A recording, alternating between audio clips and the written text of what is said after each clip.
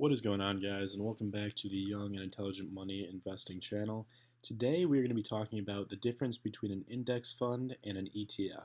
You guys know I push ETFs a lot on this channel, but I haven't really talked about index funds much, and I kind of want to address that today because when I just started investing, I had absolutely no concept of what an index fund was and what the difference was between that and an ETF. I thought it was the same thing for a while. And while they are very similar and you'll pretty much see the same returns from each of them, they kind of act in a different way. But before we get into that, I just want to thank everybody who's been supporting, liking, subscribing, and commenting on these videos. It really keeps me encouraged to keep going, and I really appreciate all you guys and everything you guys have been doing for me. So, all right, let's get into it. So, an ETF, as we can see, is an exchange traded fund. It's something like an SPY, like we have here. And essentially, what this is you buy into SPY, and there's a broad index of funds, and in this case, it's the S&P 500, where it invests a little bit of money into every single one of these companies when you put it in. So essentially, what the value of this reflects the value of the companies that is backed by by the ETF, essentially by the fund, and that relates to a index fund because an index fund does the exact same thing. The difference is how they're traded. In an ETF, you can trade during active hours, and it's hard to liquidate out of active hours.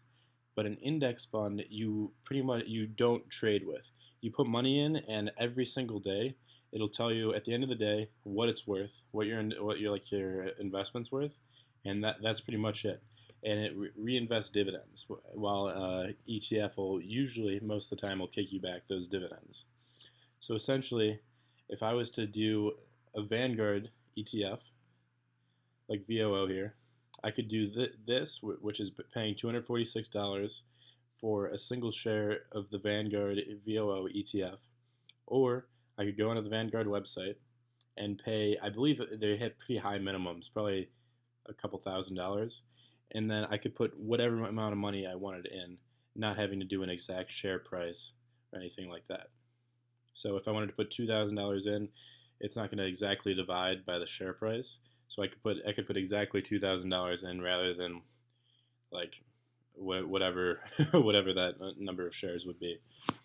Right. So you basically gives you more flexibility on what you put in, but it doesn't really give you flexibility on how you liquidate, and it doesn't give you flexibility of doing a day trade or experiencing dividends like you do on just a common just a common like ETF like we have here with VOO.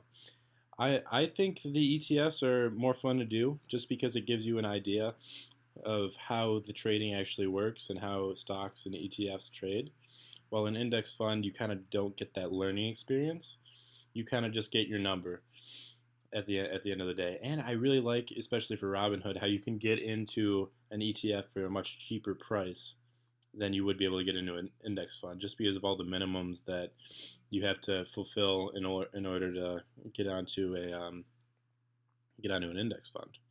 So that's pretty much all I have for you guys today. I just wanted to make this video because I kind of searched hard for this when I first became an investor, and nobody really gave me a clear explanation of what the actual difference was, and it just didn't really make that much sense to me. So I figured I'd kind of pass that on to you guys, and hopefully this video helped you.